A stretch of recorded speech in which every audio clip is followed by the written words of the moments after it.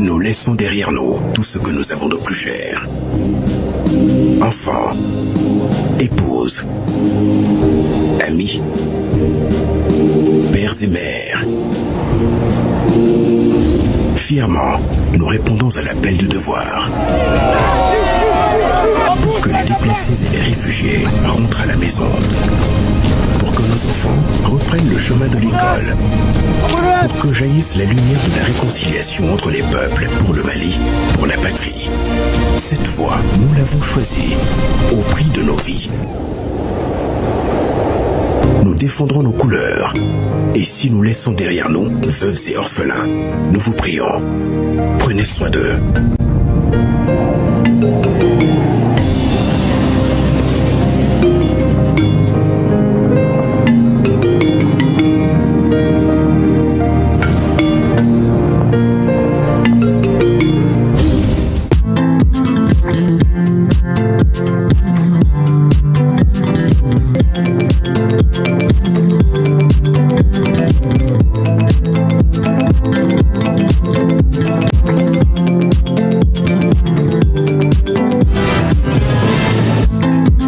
Journée décisive au CNT réunie en plénière, l'organe législatif a franchi un cap entre renouvellement de son bureau et ratification d'accords majeurs pour la Confédération des États du Sahel.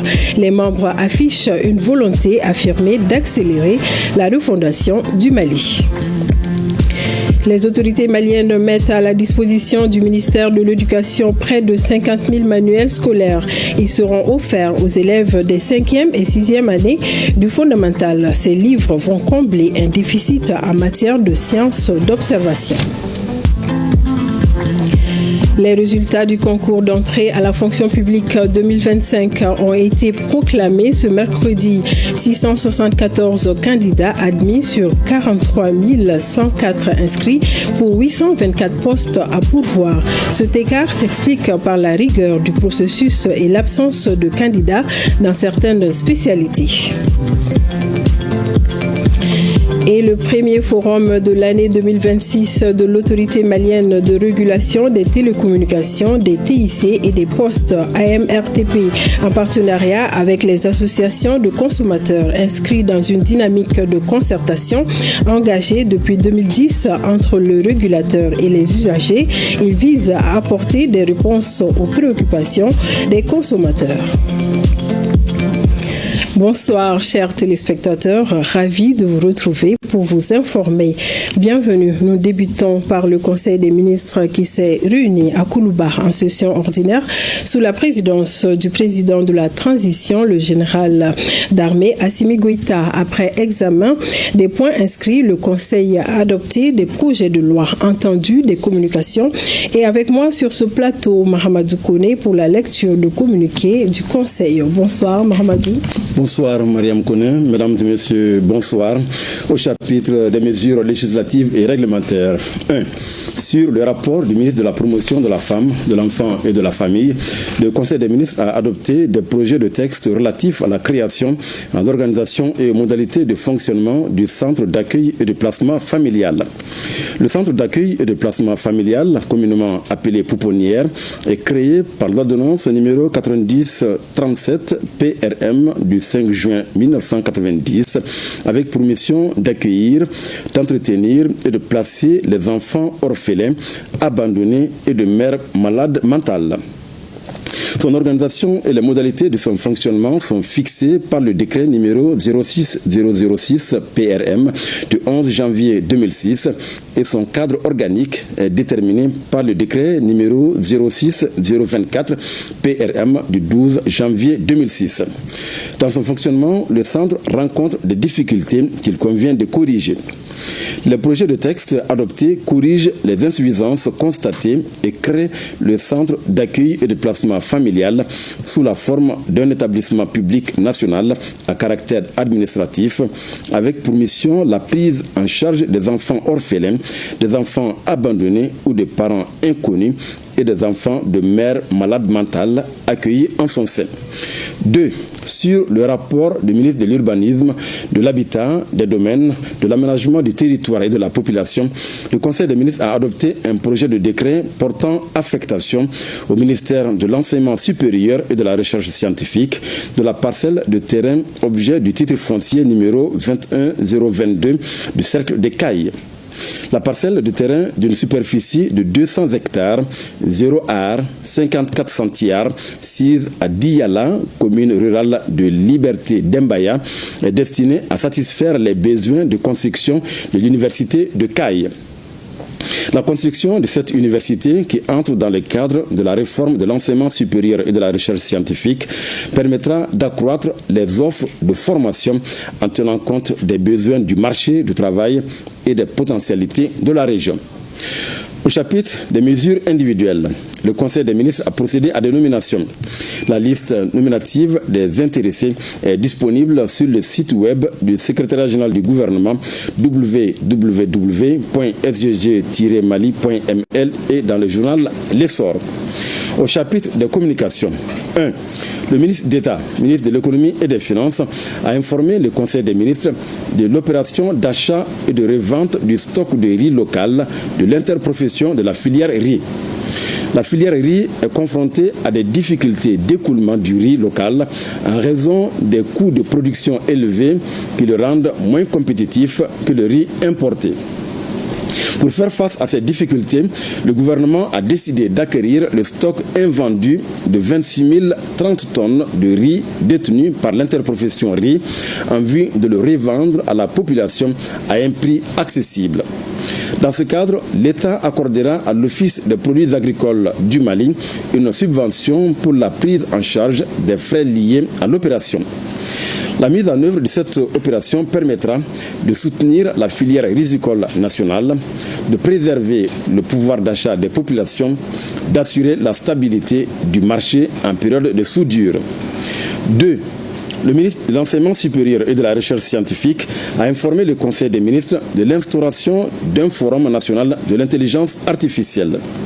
Ce forum, qui se tiendra chaque année au mois de juin, a pour objectif, entre autres, de créer une émulation nationale autour des technologies de pointe, de sensibiliser les différentes couches de la population sur les enjeux de l'intelligence artificielle et de la robotique, de promouvoir le génie industriel local et le génie des artisans et inventaires maliens et africains, de renforcer les partenariats à travers des espaces de rencontre entre le Centre d'intelligence artificielle et de robotique du Mali, le secteur privé, la diaspora scientifique et les partenaires internationaux. Il sera marqué par des conférences de haut niveau, des expositions de prototypes et des compétitions de robotique pour les jeunes. 3. Le ministre de la Jeunesse et des Sports, chargé de l'instruction civique et de la construction citoyenne, a informé le Conseil des ministres de l'organisation du week-end du football malien, prévu les 28 et 29 mai 2026 à Bamako. Le week-end du football malien a pour objectif, entre autres, d'instaurer un rendez-vous populaire et annuel du football malien en dehors des compétitions officielles, de valoriser l'héritage des anciennes gloires du football malien, de promouvoir une image positive et moderne du Mali. Il sera marqué par un match de gala opposant les légendes du football malien à la sélection élite, une cérémonie des Mali Football Awards et une table ronde sur les métiers du sport. 4. Le ministre de l'Agriculture a informé le Conseil des ministres de la participation du Mali à la 34e session de la conférence régionale pour l'Afrique de l'Organisation des Nations Unies pour l'alimentation et l'agriculture, tenue du 13 au 17 avril 2026 à Nouakchott, en République islamique de Mauritanie. Cette 34e session a réuni des ministres, des vice-ministres, des ambassadeurs, des représentants permanents de gouvernement, des représentants d'organisations intergouvernementales, d'organismes des Nations Unies, du secteur privé, de la société civile et du monde universitaire. Au cours de la conférence, les discussions ont porté, entre autres, sur la mise en œuvre de la déclaration de Kampala sur le programme détaillé pour le développement de l'agriculture, la gestion durable des terres, des sols et de l'eau, le renforcement de la résilience des systèmes agroalimentaires, l'examen du document intitulé « Priorité de la conférence régionale pour l'Afrique de l'Organisation des Nations Unies pour l'alimentation et l'agriculture dans la région ». En marge des travaux, le ministre de l'Agriculture a rencontré la communauté malienne établie en Mauritanie. 5. Le ministre de l'Industrie et du Commerce a informé le Conseil des ministres de la visite au Mali du directeur général de l'Organisation africaine de la propriété intellectuelle du 14 au 17 avril 2026. Cette visite a été marquée par une série d'activités visant à créer une nouvelle dynamique de consolidation du système national de propriété intellectuelle en tant que levier stratégique de compétitivité, de création de valeur et de souveraineté économique. Au cours de la visite, le directeur général de l'Organisation africaine de la propriété intellectuelle a procédé à l'inauguration du centre de documentation et d'information sur la propriété intellectuelle, à la remise officielle du certificat d'enregistrement en indication géographique protégée du Borlan Fini du Mali, au lancement du projet de production et de commercialisation à grande échelle des médicaments traditionnels améliorés. En fin d'émission, le directeur et sa délégation ont été reçus en audience par le Premier ministre, chef du gouvernement. 6. Le ministre de la Santé et du Développement social a informé le Conseil des ministres de la situation épidémiologique du pays, marquée notamment par une augmentation du nombre de cas confirmés de dengue comparé à celui de la semaine écoulée. Le président de la transition, chef de l'État, a appelé la population au respect strict des mesures de prévention et de lutte contre les maladies. Voilà, Mariam Kone, ce qu'il fallait retenir du communiqué du Conseil des ministres de ce jeudi. Merci beaucoup, Mohamedou Kone. Et je vous annonçais une journée marathon au CNT. Le Conseil national de transition a tenu une session plénière cruciale marquant un tournant tant pour le fonctionnement interne de l'organe législatif que pour l'avenir géopolitique du Mali. Entre renouvellement du bureau et ratification d'accords historiques pour la Confédération des États du Sahel, les membres du CNT ont affiché un engagement ferme pour la refondation du Mali. Les détails avec Alousseinou Touré. Les travaux de cette plénière ont débuté par l'élection des membres du bureau à l'exception du président du CNT et la recomposition de certaines commissions.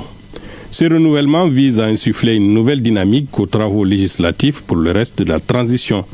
Le nouveau bureau mis en place se compose comme suit. Premier vice-président, Amey Founé Mahalmadan, auparavant quatrième vice-président. La deuxième vice-présidence échoua à Rakita Ladiara, anciennement cinquième vice-présidente. Hamidou Traoré occupe la troisième vice-présidence. Le quatrième vice-président est désormais Mohamed Ousmane Ag Mohamedoun. Sarang Keita Diakité occupe, elle, la cinquième vice-présidence, tandis que Hadji Bari occupe la sixième vice-présidence. Le volet administratif est complété par l'élection des questeurs et des secrétaires parlementaires. Adama Niaré, premier questeur, est secondé par Salif Doumbia. 6 secrétaires parlementaires sont également élus, dont le docteur Amadou Maïga et Nouhoum Sarr. Le point d'orgue de cette plénière fut sans nul doute la délibération sur les projets de loi relatifs à la Confédération des États du Sahel. Le CNT a donné son quitus pour la ratification de 4 protocoles additionnels majeurs adoptés initialement lors du sommet de Bamako le 23 décembre dernier. Ces textes viennent encadrer juridiquement les 3 piliers de l'Alliance tout en y ajoutant une dimension citoyenne, défense, sécurité et développement et enfin les sessions confédérales du Parlement. Le traité créant la Confédération des États du Sahel avait déjà prévu dans ses dispositions que des protocoles viendront pour pouvoir organiser et préciser le travail dans un certain nombre de domaines pour pouvoir davantage les encadrer au plan juridique essentiellement. Donc, lors du dernier sommet du Collège des chefs d'État à Bamako, ici, le 23 décembre, ces 4 importants documents ont été adoptés. Et aujourd'hui, nous nous réjouissons que le Conseil national de transition puisse donner les quitus nécessaires quant à leur ratification. Parce que, comme vous le savez, la Confédération des États du Sahel et l'AES de façon générale constituent une initiative majeure dans laquelle le Mali a joué un rôle actif et le Mali continuera à jouer un rôle actif par rapport à cela, et l'adoption de ces instruments était extrêmement important pour aller encore davantage dans la concrétisation des aspirations de nos populations dans ces domaines-là. Donc nous avons noté en tout cas que à travers les avis qui ont été donnés par le CNT et par les différentes commissions, et aussi la façon avec laquelle le CNT et l'ensemble de ses composantes ont traité de cette question avec sérieux, avec engagement, mais aussi avec un sens élevé de la responsabilité, mais aussi en relevant un certain nombre de questions sur lesquelles nous devons davantage travailler. Sur les 3 protocoles qui concernent la diplomatie, le développement ou la défense et la sécurité, on peut dire que le travail avait déjà commencé dans ces secteurs-là. Mais maintenant, cette ratification nous permet de pouvoir compléter ces 3 piliers par les sessions confédérales des parlements qui sont une dimension essentielle, parce que l'AES et la Confédération des États du Sahel ne réussiront que par la volonté, par l'action et par la contribution du peuple AES, et particulièrement des populations de l'AES. Et ce sont ces 4 protocoles que la Commission des lois a eu en charge d'examiner au fond, conformément à la loi d'habilitation, mais conformément également à la Constitution et à la Charte, et aussi et surtout vérifier que le gouvernement n'est pas sorti du cadre d'habilitation qui lui a été donné. Et cet exercice est d'autant plus important parce qu'il donne plusieurs enjeux. Le premier enjeu pour d'abord le CNT, c'est de se procéder à ce travail de vérification, mais aussi comme deuxième enjeu, d'actionner son pouvoir de contrôle de l'action gouvernementale. Avec ces ratifications et ce bureau renouvelé, le Mali confirme son rôle de moteur au sein de l'espace Sahel. L'étape suivante, comme souhaité par le gouvernement, sera la réunion prochaine des sessions confédérales pour engager concrètement le travail législatif à l'échelle régionale. Et du CNT, partons à l'école. Les autorités maliennes ont mis à la disposition du ministère de l'Éducation près de 50 000 manuels scolaires. Ces ouvrages seront distribués aux élèves des classes de 5e et 6e année du fondamental. Cette dotation vise à combler un déficit important en manuels, notamment dans le domaine des sciences d'observation. Compte rendu, Fadem Bakita. L'élaboration et la mise à la disposition du ministère de l'Éducation nationale de ces 41 520 livres de sciences d'observation s'inscrivent dans le cadre des activités et réalisations planifiées pour la réussite de l'année 2026-2027 dédiée à l'éducation et à la culture. Ces manuels pédagogiques destinés aux élèves de la 5e et 6e année sont un guide pour leurs maîtres. C'est une première expérience pour l'imprimerie qui n'avait produit jusqu'ici que des feuilles d'examen pour les structures d'enseignement supérieur. Nous avons pu relever les défis liés au personnel technique, surtout les défis liés à l'électricité. Cette dotation très conséquente de l'État s'inscrit dans la vision du président de la transition, à savoir faire de l'année 2026-2027, c'est de la promotion de l'éducation, de formation des élites ou des cadres capables de relever les défis socio-économiques du pays. Ils viendront améliorer les conditions d'apprentissage dans nos écoles. Ils sont sortis des imprimantes, des ateliers sous les hautes instructions de son Excellence le général d'armée Assimi Goïta, président de la transition, chef de l'État. Donc c'est une cérémonie symbolique, mais très très précieuse dans ce que nous nous proposons de faire pour mettre à la disposition de chaque élève un livre. Il y a beaucoup de choses à faire, que ce soit sur le plan des infrastructures, sur le plan du contenu des formations, sur tout ce que nous faisons, la qualité des enseignants, la qualité de l'enseignement et tout ce qui concerne l'éducation en général. Donc un des aspects les plus importants, c'était de voir comment assurer la disponibilité de bibliothèques. Donc le fruit du travail là, c'est le fruit de la phase test. Nous avons une imprimerie moderne en pleine capacité au niveau du Kabbalah, qui a quelques difficultés d'ordre énergétique, etc., qui ont été réglées. Donc il fallait régler ces différentes petites questions et les remettre à l'œuvre. C'est ainsi qu'on leur a dit, produisez-nous 50 000 livres. Le ministère de l'Éducation va choisir un livre qui est très, très utilisé dans l'éducation fondamentale pour qu'on voit dans quel délai vous pouvez faire la production de ces livres et quelles peuvent être les difficultés. Donc, au bout du délai imparti, ils ont pu faire ce travail. Et lorsqu'ils ont eu 41 000 et quelques livres sur 50 000, nous nous sommes dit, bon, vraiment, le test est réussi. Nous pouvons nous arrêter pour cette phase test. Nous allons délivrer ces livres. Les premiers coups d'essai de l'imprimerie de l'École nationale de l'enseignement technique et professionnel ou de la presse universitaire du Mali, de Kabbalah, devenu un coup de maître, complète les prouesses de la bibliothèque virtuelle déjà existante. Le Comité national de coordination de lutte contre la traite des personnes et des pratiques assimilées vient de remettre son rapport annuel 2025 au ministre de la Justice et des Droits de l'Homme, garde des Sceaux. Ce rapport consacré à la traite des personnes et des pratiques assimilées fait l'état des lieux du fléau qui continue de gagner du terrain dans notre pays. Le dit rapport au titre de 2025 se distingue par ses innovations méthodologiques et thématiques. Le point de la cérémonie de remise avec Aridjou Matina. Le ministre de la Justice et des Droits de l'Homme, garde des Sceaux, reçoit le rapport annuel 2025 du Comité national de coordination de la lutte contre la traite des personnes et les pratiques assimilées au Mali. Le rapport annuel remis au ministre retrace toutes les activités menées en 2025 par le comité. L'État malien, malgré l'ampleur et la complexité du fléau, demeure résolument engagé à mener une lutte acharnée pour éradiquer le phénomène. Le rapport 2025 qui nous est remis aujourd'hui ne se limite pas aux formes classiques de traite des personnes, mais s'intéresse également à des pratiques émergentes qui exploitent la vulnérabilité de nos populations. Parmi ces innovations, deux aspects méritent une attention particulière, à savoir le focus sur le phénomène Kinet et l'analyse des tendances observées en 2025. Le rapport 2025 est une invite, nous appelant à mieux prospecter les voies et à maximiser les actions pour une lutte acharnée et un combat prometteur. Il enseigne que la traite des personnes est un phénomène mouvant et dynamique et qu'elle évolue avec les réalités du terrain. Le fléau persiste toujours et la synergie d'action est davantage nécessaire autour des principaux axes de lutte du comité. Chaque année, le Comité national de coordination de la lutte contre la traite des personnes élabore un rapport annuel. La lutte se mène au niveau de 4 axes.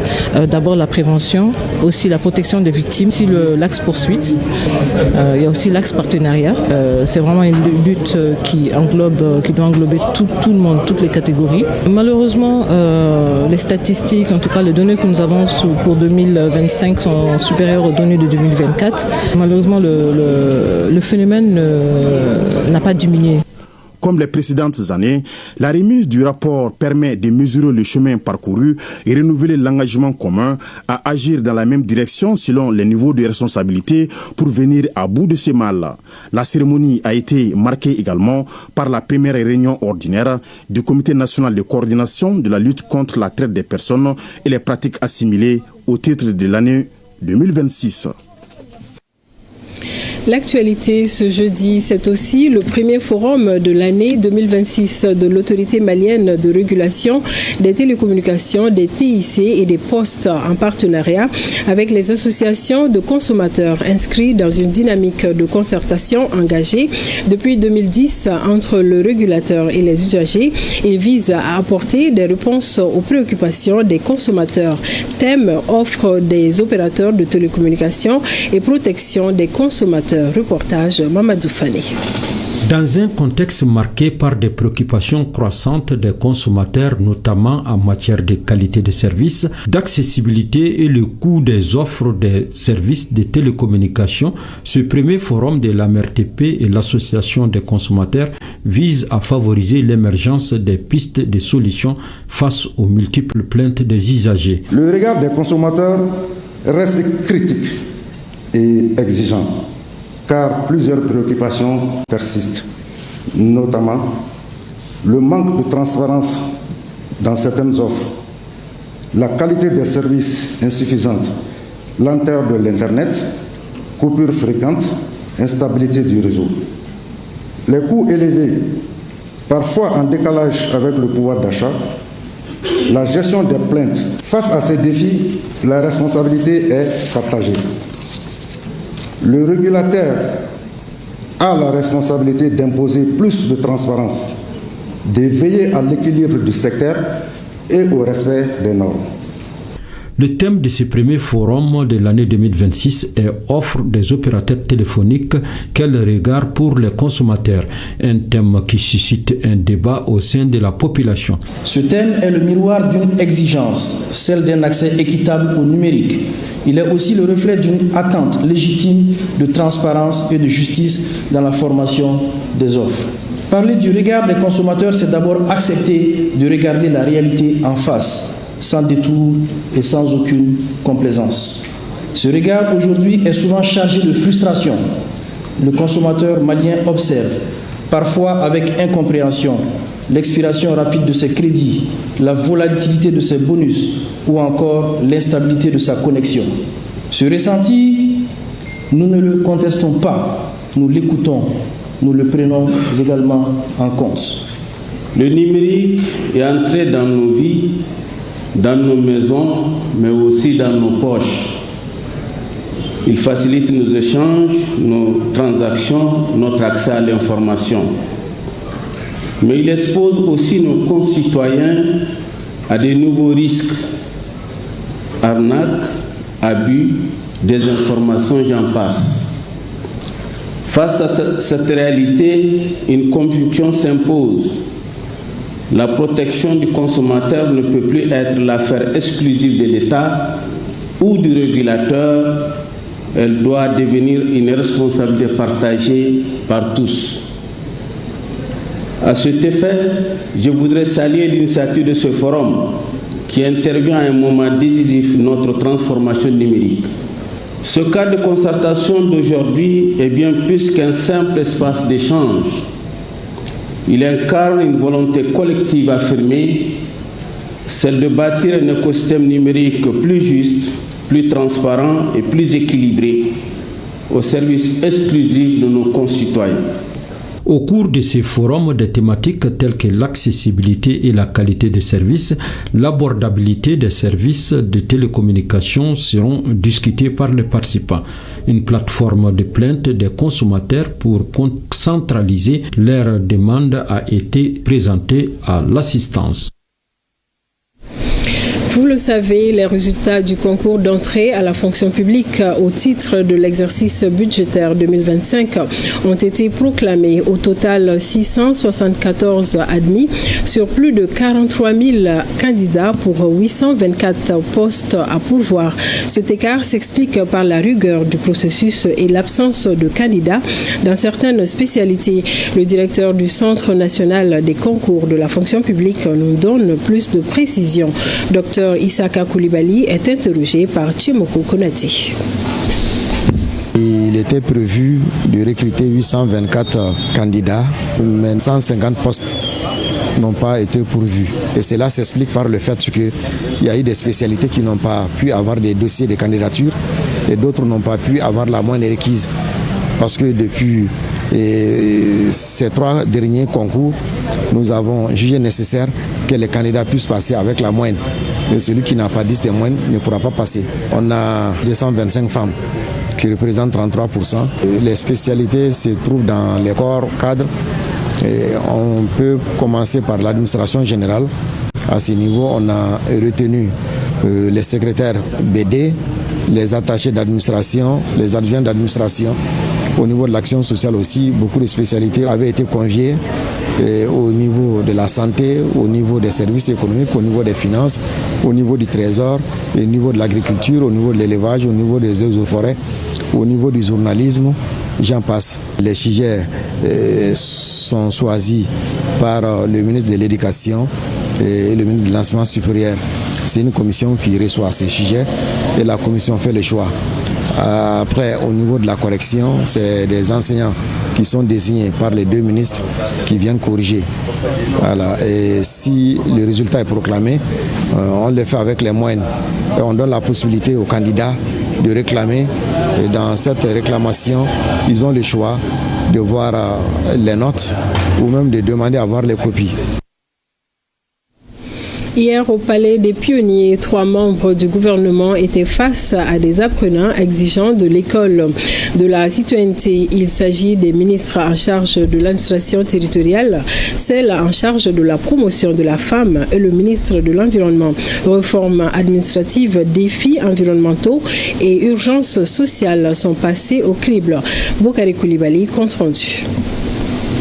C'est un après-midi qui bouscule les habitudes au Palais des Pionniers. À l'école de la citoyenneté, les apprenants ne reçoivent pas de simples invités. Ils déroulent les tapis rouges à 3 poids lourds du gouvernement venus s'expliquer sans détour. Premier face à face, le ministre de l'administration territoriale et de la décentralisation.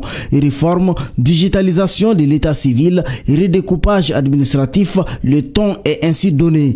Un exercice de transparence qui tient toutes ses promesses. Nous avons été témoins d'une jeunesse en chaleur qui est vraiment bien engagée et qui est avide de savoir. Donc nous avons échangé par rapport à quelques grands axes de tout ce que nous menons aujourd'hui au sein du département de l'administration territoriale et de la décentralisation, à savoir les réformes, notamment les réformes enclenchées depuis 2023 à travers la réorganisation administrative de notre pays. On a parlé de la décentralisation qui est au menu, qui est toujours d'actualité et qui est très importante pour que notre pays puisse se développer. À peine ce chapitre refermé, place à un duo ministériel pour un échange tout aussi direct, environnement et promotion de la femme. Ici, on parle sans détour de changement climatique, d'inondations récurrentes, de pollution ou encore de déforestation. Sur le volet de la promotion de la femme et de l'enfant, les discussions s'intensifient autour des violences basées sur le genre, la scolarisation des filles et l'autonomisation économique des femmes. Comme vous le savez, le programme à l'école de la citoyenneté, c'est un programme d'éducation qui renforce d'abord la fibre patriotique et qui redonne à cette jeunesse nos valeurs sociétales positives qui constituent le socle même de la refondation. Ça a été vraiment des échanges interactifs. C'est une initiative qui doit perpétuer parce que ça permet non seulement d'inculquer nos valeurs sociétales et aussi c'est très important de leur faire savoir ce que chaque département fait à son niveau. Questions sans détour, réponses franches et propositions pertinentes, les échanges sont à la hauteur des enjeux. Et au terme de cette immersion au cœur de l'action publique, un engagement fort émerge, celui des apprenants, désormais décidés à devenir des relais, des ambassadeurs du changement au sein de leur communauté.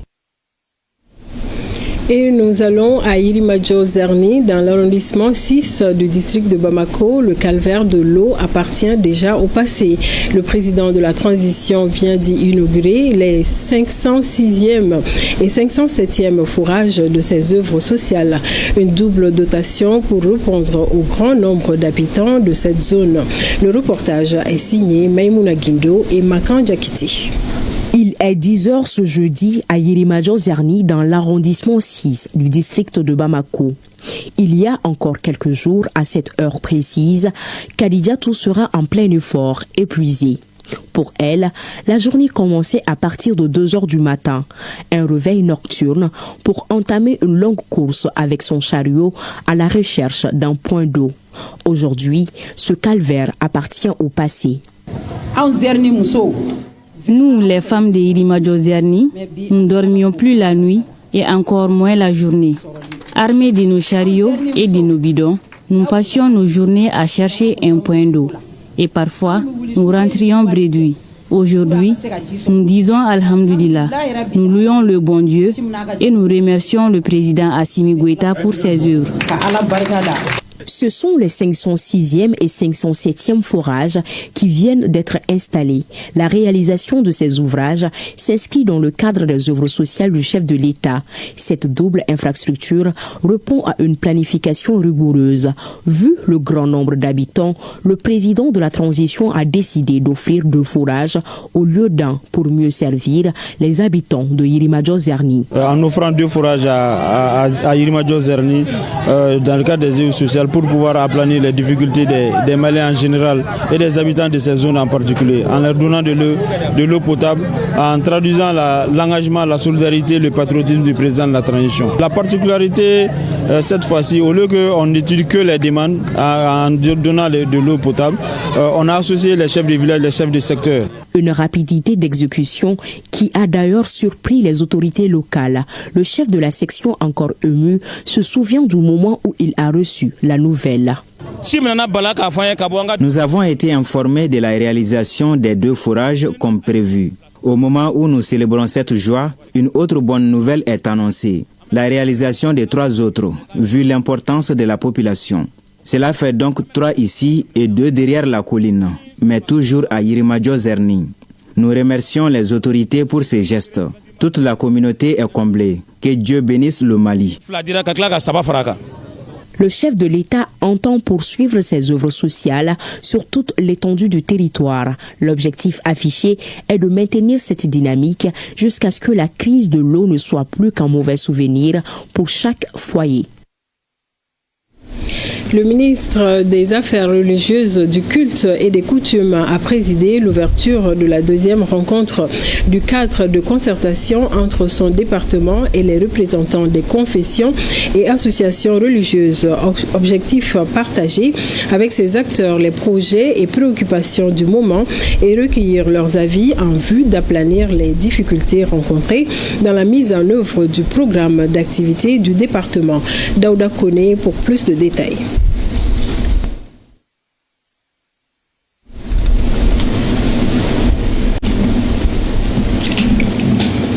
Un petit souci d'aiguillage. Nous allons aller avec le directeur général de l'Office malien de l'habitat qui était face à la presse ce matin. On me signale que non. Nous allons essayer de retrouver le reportage de Daouda Kone. Le Mali, comme beaucoup d'autres pays, fait face à des tentatives de détournement de la religion de sa vocation spirituelle à des fins idéologiques. Et cela met en cause la sécurité publique. Face à ce constat, l'État assure pleinement son rôle régalien de satisfaction de l'intérêt général en assurant la liberté des cultes dans le respect de la République. Cependant, l'État ne peut et ne doit agir seul. C'est pourquoi le cadre de concertation entre les travailleurs du ministère des Affaires religieuses, du culte et des coutumes, confessions et associations religieuses a été institué. Pour cette 2e session de cadre de concertation, nous avons quelques thématiques à ébaucher. Ces thématiques sont d'abord la prévention de la radicalisation des enfants talibés, rôle des leaders religieux des communautés dans un État. La 2e thématique que nous devons vous faire savoir, ça c'est de vous informer de la mise en place future d'un conseil national des autorités religieuses, traditionnelles et communautaires. La 3e réflexion, c'est la réflexion à des solutions de prévention des troubles dans l'espace religieux. Cela dénote de la volonté manifeste non seulement de notre ministère, mais de toutes les confessions et associations religieuses.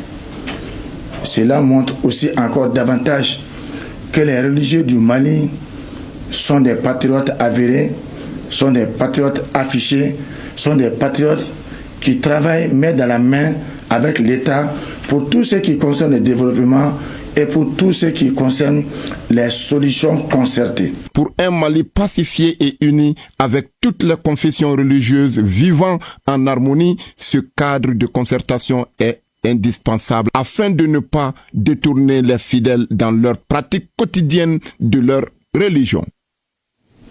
Je vous le disais tantôt, le directeur général de l'Office malien de l'habitat était face à la presse ce matin. Objectif, apporter des éclaircissements sur un dossier qui alimente depuis plusieurs mois débats et interrogations au sein de l'opinion publique comme dans les médias.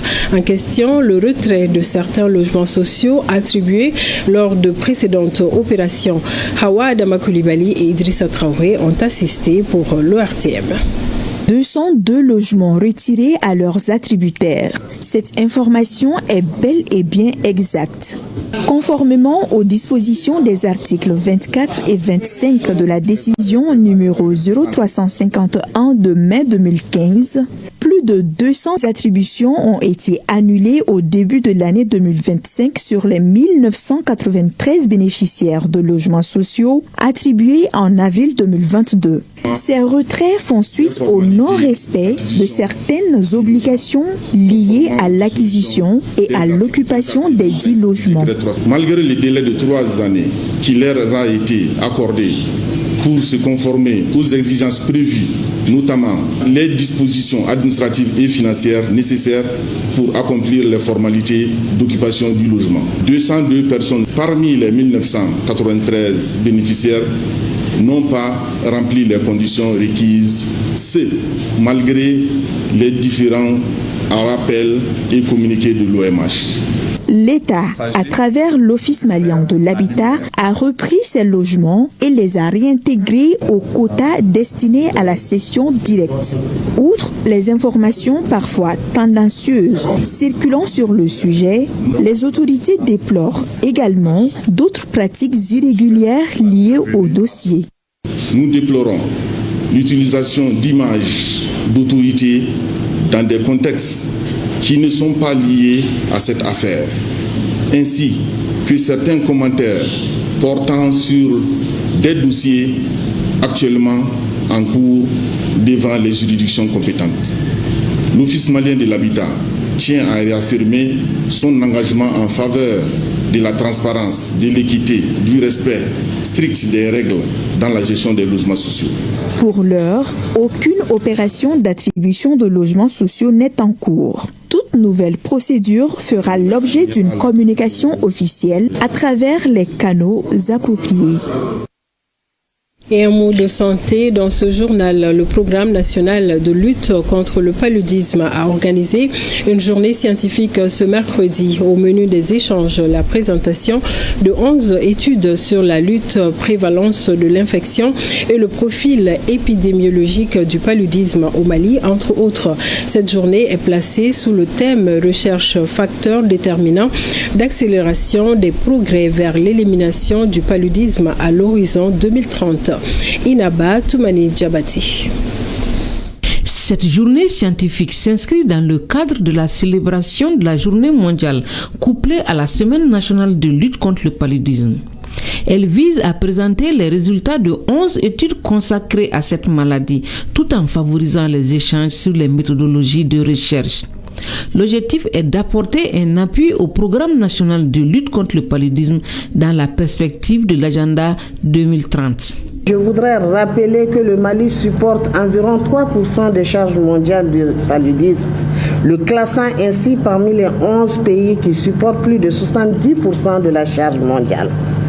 Je vous invite donc à des échanges francs et fructueux pour qu'à l'issue des travaux, les objectifs assignés soient atteints pour cet atelier de partage. Selon les statistiques nationales de 2025, le paludisme demeure la première cause de morbidité avec 38% des cas et de mortalité avec 19% des décès dans le pays. Face à cette situation, la lutte contre ces fléaux figure parmi les priorités du département de la santé et de l'hygiène publique. Je ne me lasserai pas de le rappeler et de féliciter l'équipe du PMRTC pour le rôle prépondérant et l'expertise avérée dont elle a fait preuve lors des essais cliniques concernant la recherche vaccinale contre le paludisme et dont les résultats ont inspiré l'Organisation mondiale de la santé à recommander les vaccins RTSS et R21 dans la prévention du paludisme. Suite à laquelle recommandation, le R21 a été introduit dans le PEV de routine le 25 avril 2025 dans 19 districts sanitaires du Mali. Pour rappel, le département de la santé place des grands espoirs dans les résultats de ces recherches. Ceci devrait permettre d'orienter la prise de décision en matière de stratégie et d'intervention dans un contexte marqué par les innovations technologiques. Hors de nos frontières à présent, en marge du Siam à Meknes, le ministre marocain de l'Agriculture, de la Pêche maritime, du Développement rural, des eaux et forêts a reçu en audience son homologue malien de l'élevage et de la pêche. Youbaba est venu remercier les autorités marocaines pour l'organisation du salon. Les conférences thématiques de ce grand rendez-vous agricole en Afrique, la coopération entre Rabat et Bamako dans le domaine de l'élevage et de la pêche était au centre de cette audience. Là-dessus, le ministre Youbaba nous donne plus de détails au micro de Ramata Konaté et de Sidi Modibo Dambélé. Je suis venu au Maroc au nom du gouvernement du Mali pour participer à la 18e édition du Salon international de l'agriculture au Maroc. Sur invitation de mon homologue chargé de l'agriculture du Maroc, Dr Ahmed El Bouari, que je remercie, et j'ai présenté les remerciements de nos hautes autorités, avec à leur tête le général d'armée Asmi Goïta et le général de division Abdoulaye Maïga, Premier ministre, chef du gouvernement, aux autorités marocaines, avec à leur tête Sa Majesté le roi Mohamed VI. Que de leçons apprises dans le domaine de l'alimentation du bétail, dans le domaine bien sûr de la génétique, dans le domaine du renforcement des capacités des acteurs et bien sûr dans le domaine de la santé animale, dans le domaine de l'emploi des jeunes et aussi dans le domaine de la souveraineté alimentaire et nutritionnelle de nos pays. Aujourd'hui, mon homologue a bien voulu accepter, suite à ma demande, une séance de travail pour passer en revue nos différents accords, parce que nous sommes en partenariat depuis 2015, mais aussi j'ai fait une visite ici au Maroc en octobre 2024. Et j'ai jeté les bases pour le renforcement de notre partenariat au niveau de la génétique, autrement dit, de l'insémination artificielle animale. Aussi bien concernant les bovins, mais aussi concernant les équins. J'ai pris l'engagement de renforcer ce secteur, la race équine au Mali, et nous sommes sur cette voie avec la collaboration et l'appui du Royaume du Maroc à travers le ministère chargé de l'élevage. Requinqué, ayant eu beaucoup d'expérience avec les autres collègues qui ont eu à dérouler leur savoir-faire et leur savoir-être. Et au compte du Mali, j'ai présenté aussi ce qui est en cours dans notre pays, à savoir la vision 2063 Mali Nitasra Kura Kabe Sambafla Nibioro Nisabama et la SNED DD 2024-2033. Donc c'est pour dire que la sécurité alimentaire et nutritionnelle est très importante pour notre pays. Nous voulons tout faire pour que nous puissions consommer ce que nous produisons et produisons ce que nous consommons. Et puis renforcer le partenariat sud-sud. J'ai pris l'engagement de finaliser les documents qui sont à Bamako en ce qui concerne l'état des lieux de la race chevaline et l'actualisation de la feuille de route 2026-2028.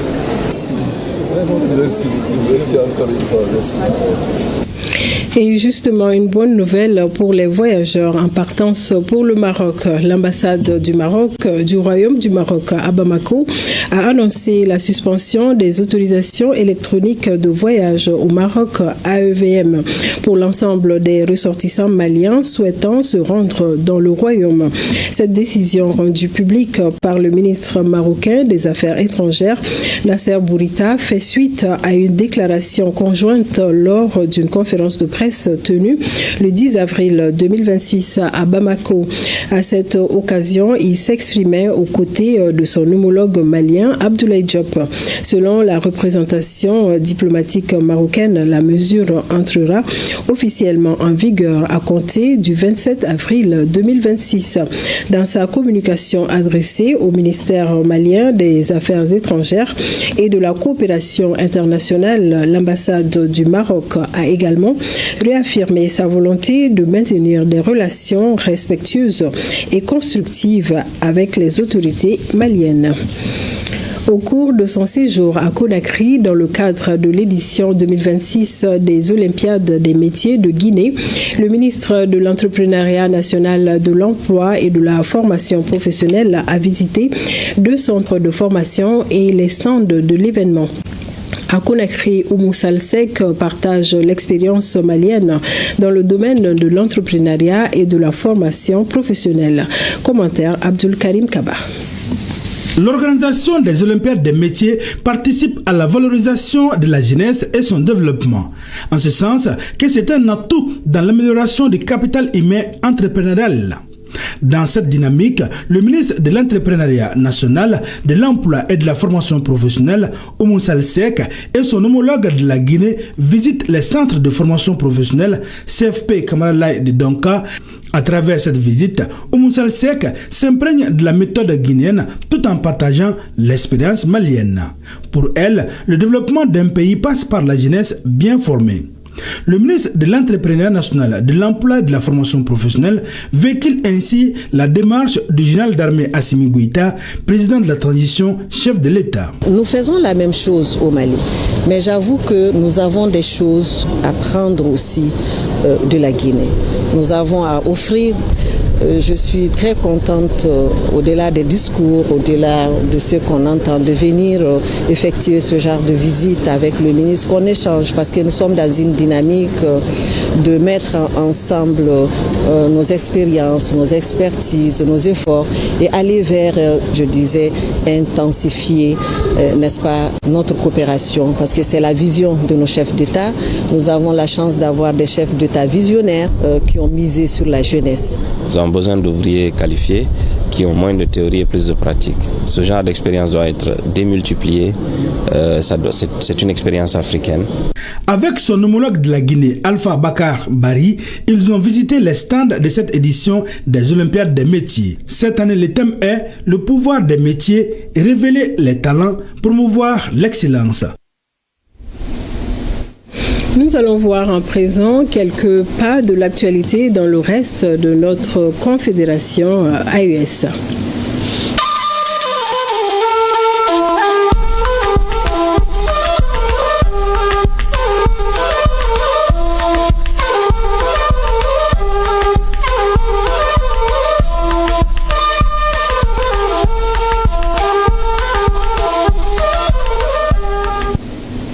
D'abord, au Faso, pour la promotion des droits humains, le capitaine Ibrahim Traoré humanise le centre pénitentiaire de Baporo dans l'histoire contemporaine du Burkina Faso. C'est une première, c'est un acte extrêmement rare. Selon l'administration pénitentiaire, un chef d'État en exercice visitait une prison. Le capitaine Ibrahim Traoré l'a fait ce 22 avril 2026. C'est une prison dans laquelle les détenus pratiquent des activités de production agricole et pastorale. Bienvenue Taonsa. Excellence, bonne arrivée ici à Baporo. Merci, bonjour. C'est un fait des plus inhabituels. Le centre pénitentiaire de Baporo reçoit un hôte de marque, le président du Faso, le capitaine Ibrahim Traoré. Nous sommes dans une prison en milieu ouvert où les détenus pratiquent des activités de production agricole et pastorale. Un chef d'État en exercice en visite dans un centre pénitentiaire, c'est une première dans l'histoire contemporaine du Burkina Faso. En partance pour l'ouverture de la Semaine nationale de la culture SNC à Bobo Dioulasso, il marque cette halte importante. Première étape de cette visite, ce champ de maïs de 40 hectares exploité en pleine saison sèche. Séduit par l'exploit des prisonniers, le chef de l'État saisit l'occasion pour décliner sa vision d'un système carcéral au visage humain. Très souvent la pauvreté.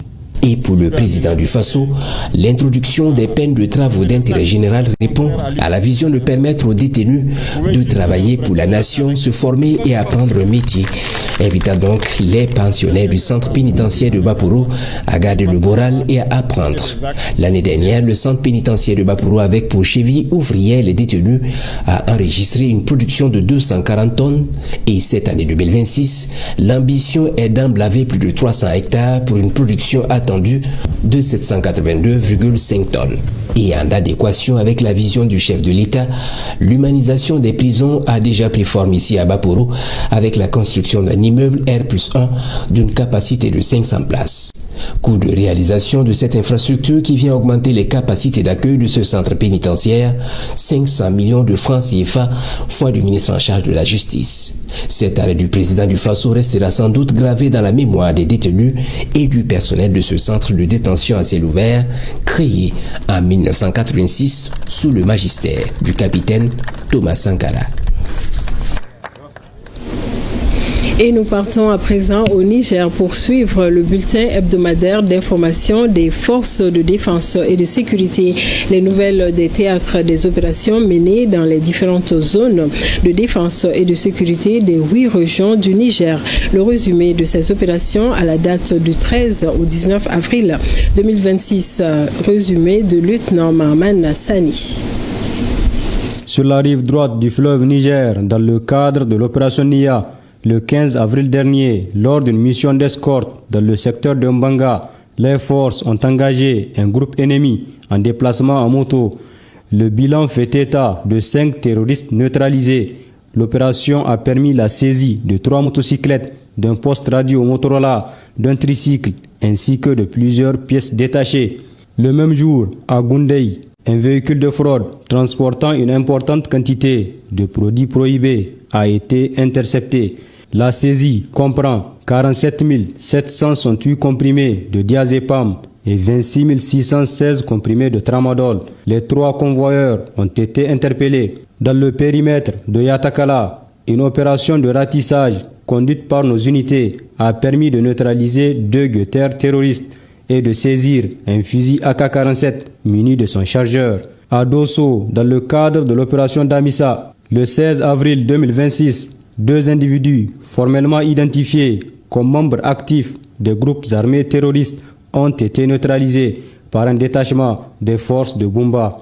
Au sein de l'opération Chara, le 19 avril dernier, au cours d'une mission conduite dans le secteur d'Egarek, nos forces ont découvert un dépôt logistique appartenant aux groupes armés terroristes. Cette cache comprenait notamment un chargeur AK-47 garni, un groupe électrogène, un compresseur à air, une pompe à moto, ainsi que 23 bidons de 60 litres contenant du carburant. Les forces de défense et de sécurité demeurent résolument engagées dans l'accomplissement de leur mission régalienne de protection des personnes et des biens.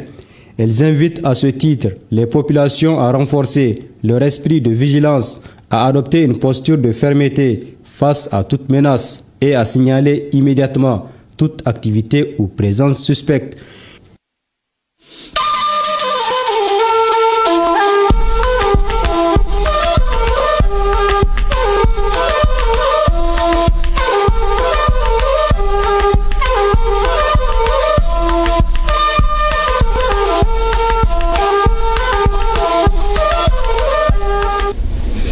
Retour à Bamako, la Confédération malienne du travail CMT a tenu pour le compte de l'année 2026 sa rentrée syndicale. Elle est placée sous le signe du dialogue, de l'écoute et de la défense aussi bien des entreprises que des travailleurs. Au cours de la rencontre, 3 centrales ont signé leur adhésion à la CMT. Ayant les mêmes convictions, elles se disent disposées à cheminer ensemble. Fademba Keita. La rentrée syndicale de la Confédération malienne du travail CMT, en cours, pilotée par son bureau exécutif national, promeut le dialogue social, la régulation du monde du travail, tout en mettant l'accent sur le syndicalisme stratégique. En choisissant le thème « La CMT au service de l'éducation, de l'agriculture et de l'économie informelle », ses membres placent la défense des intérêts des acteurs du secteur de l'économie informelle et la création d'emplois au centre des activités syndicales. Le syndicalisme n'est plus ce syndicalisme ouvrier entièrement braqué à soutenir que les travailleurs, parce qu'il faudrait comprendre que sans entreprise, il n'y a pas de travailleurs, et sans travailleurs, il n'y a pas d'entreprise. Dans la foulée, le SINATEM, Syndicat national des travailleurs de l'éducation du Mali, le SNAR, Syndicat national des agriculteurs et des acteurs ruraux, signent leur adhésion à la CMT. Les échanges respectifs des documents prouvent qu'ils ont désormais des convictions à partager. Pour le SINATEM, cette rentrée revêt une importance particulière.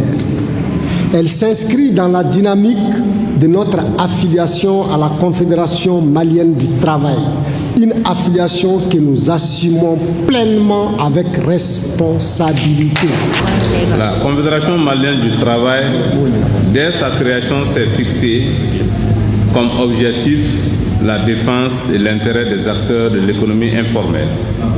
Comme l'on peut s'en douter, le secteur de l'économie informelle est un secteur qui occupe plus de 80% de la population active du Mali, avec plus de 90% des petites et moyennes entreprises. Participent à la rentrée syndicale de la Confédération malienne du travail les délégués des régions et des membres des syndicats nouvellement affiliés. Donner un nouveau visage au Musée national du Mali à travers l'exposition, l'embellissement et la formation, c'est l'objectif du projet Repenser le Musée national du Mali, lancé mardi dernier. Un projet soutenu par l'ambassade du Royaume d'Espagne au Mali et qui s'inscrit dans la politique 2026, année de l'éducation et de la culture au Mali, décrétée par le chef de l'État. Le directeur du Musée national, Daouda Keita, évoque toute l'importance de ce projet sur le plateau de l'invité de la semaine. Je vous propose un extrait de l'émission. C'est avec Sidiki Dambeli. Pourquoi repenser le musée national? Vous savez que nous sommes en train de traverser une crise. Et cette crise-là a laissé des traces. Et aujourd'hui, nos autorités ont estimé que le temps est venu de revoir le musée, de donner un nouveau souffle au musée et de faire en sorte que les Maliens se reconnaissent dans leur musée. Donc c'est pourquoi on a pensé trouver une autre voie qui permettrait au musée d'être en harmonie avec la communauté. Et surtout, nous sommes dans l'année de l'éducation et de la culture, permettre au musée de jouer le rôle qu'est le sien dans cette année de l'éducation et de la culture. Parce qu'on a beau être cultivé, si on n'est pas bien enraciné, je pense que l'éducation ne serait pas tout à fait complète. Et donc cet enracinement peut se trouver à partir de la connaissance de notre patrimoine, à partir de la connaissance de nos mœurs et de nos us et coutumes. Donc c'est pourquoi aujourd'hui je pense que la place du musée aujourd'hui est très importante. Et à suivre l'intégralité de cette émission, l'invité de la semaine, juste après ce journal. Et à Ségou, visite du nouveau PDG de l'Office du Niger, Dr Samba Boukari Tunkara, s'est adressé aux paysans lors de cette visite dans la zone de Bewani. Il a salué l'engagement des producteurs partenaires et les autorités du cercle. Reportage Honoré Tchenou et Karamoko Traoré.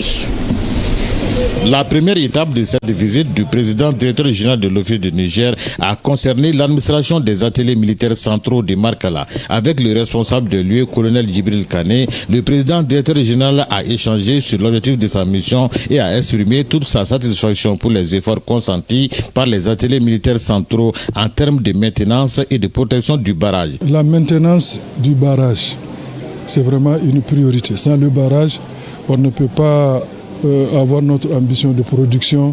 On ne peut pas irriguer tout ce qu'on veut irriguer comme superficie si notre outil premier qui est le barrage n'est pas maintenu de façon constante.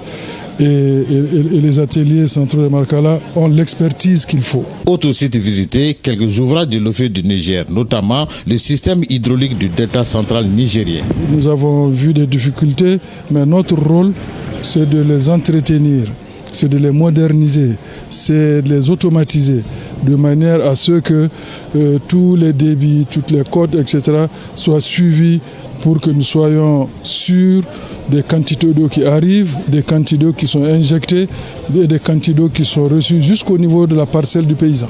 L'occasion est opportune pour Dr Samba Boukari Tunkara de s'entretenir avec les producteurs sur la vision des plus hautes autorités à faire de l'Office du Niger une puissance agricole dans l'espace confédéral. Le premier patrimoine de l'Office, c'est les producteurs. Donc on les a rencontrés pour nous faire connaître mutuellement et aussi discuter de leurs préoccupations et ensemble, dans le cadre de la nouvelle vision, la nouvelle stratégie, voir comment nous allons faire le partenariat ensemble pour atteindre les objectifs qui nous sont assignés en termes de production, en termes de modernisation, d'intensification de la production et surtout dégager les surplus pour la commercialisation, pour l'export, pour réduire les importations de riz qui nous coûtent excessivement cher actuellement au Mali. Dans notre cas, chaque franc qui sera mobilisé, chaque goutte qui sera déversée, nous nous engageons à faire en sorte que ça contribue à aménager les parcelles, à créer de la richesse, de l'emploi pour les jeunes et pour toute la nation.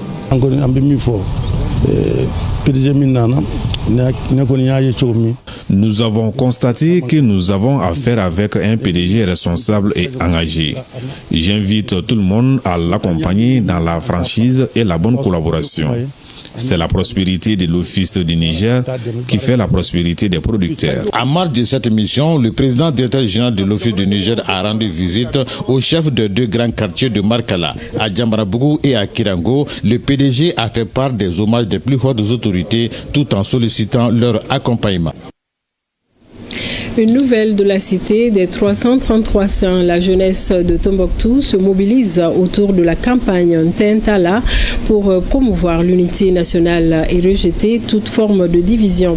Cette initiative traduit l'engagement des jeunes à défendre les valeurs républicaines et contribuer activement à la cohésion sociale.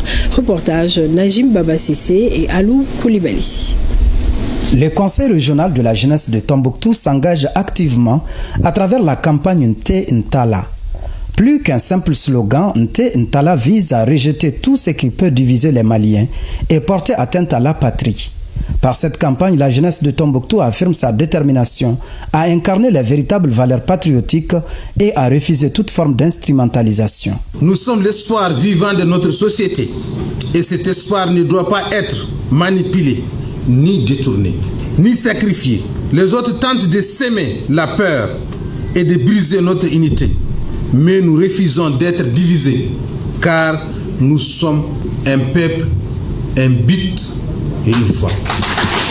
Cette initiative du Conseil national de la jeunesse, soutenue par les hautes autorités, traduit un engagement fort des jeunes en faveur de l'unité nationale. Nous traversons un moment mondial particulièrement préoccupant, marqué par la résurgence de l'extrémisme violent et par des manœuvres patiemment orchestrées pour fragiliser nos sociétés. Dans un tel contexte, la jeunesse demeure, hélas, l'une des cibles les plus visées de toutes les stratégies de propagande. Face à ces dangers, le gouvernement de la transition, à travers les ministères chargés de la jeunesse, accompagne le Conseil national de la jeunesse dans la mise en œuvre de l'initiative Ntala. Au programme de cette campagne, plusieurs activités seront menées en vue de l'atteinte des objectifs assignés à cette initiative. Vous serez appelés à porter avec détermination des actions concrètes, notamment pour déconstruire les discours radicaux par l'éducation de vos pairs à la paix et au dialogue, afin d'exclure résolument de vos rangs la violence et le terrorisme. La signature des 5 engagements par les autorités régionales, les légitimités traditionnelles, les responsables de la jeunesse, ainsi que des acteurs de la société civile, donnent le coup d'envoi de cette opération qui sera déployée sur toute l'étendue de la région.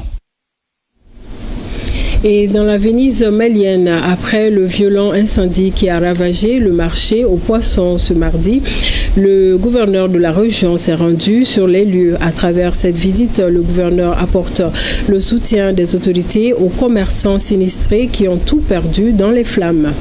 On en sait plus avec Souleymane Sidibé et Souleymane Tebsougi. Un coup dur pour l'économie locale de la Venise malienne. Le célèbre marché des poissons a été le théâtre d'un incendie dévastateur. Mais grâce à la mobilisation et l'intervention rapide de la protection civile, de la gendarmerie et de la police, le feu a été maîtrisé. Aussitôt informé, le gouverneur de la région s'est rendu sur les lieux de l'incendie qui a réduit en cendres des dizaines d'étals et des stocks de marchandises vitaux pour la communauté. Un paysage de désolation. Dès son arrivée, le général Dambélé a pu constater l'ampleur du sinistre avant d'apporter le soutien et la compassion des autorités régionales. Les dégâts sont énormes. Voilà, ce sont beaucoup de milliers de nos francs qui sont partis en fumée et des infrastructures sont touchées. Cette situation ne saurait perdurer. C'est pourquoi nous lançons un appel aux opérateurs économiques de mettre en place un dispositif pour que ces situations ne se répètent plus au niveau de la ville. Et à cette douloureuse circonstance, nous apportons notre soutien indéfectible à l'ensemble des opérateurs de la région qui ont subi vraiment cette perte énorme. Si aucune perte en vie humaine n'a été enregistrée, les dégâts matériels sont immenses, laissant des centaines de commerçants dans le désarroi. Vraiment, c'est un coup dur pour les commerçants du marché de poissons de Mopti. Aujourd'hui, ce ne sont pas seulement des étals qui sont partis en fumée. C'est le travail de toute une vie qui a été dévoré par les flammes. Nous remercions les autorités pour ces gestes de compassion. Pour l'instant, les causes de l'incendie restent inconnues. Un cadre de réflexion a regroupé le gouverneur et l'ensemble des acteurs clés de la digue des poissons de Mopti pour prévenir les incendies et sécuriser les centres commerciaux de la ville de Mopti. Et c'était l'essentiel de l'actualité ce soir. Merci de nous avoir suivis. À demain, même heure, même plateau. S'il plaît à Dieu. Bonsoir.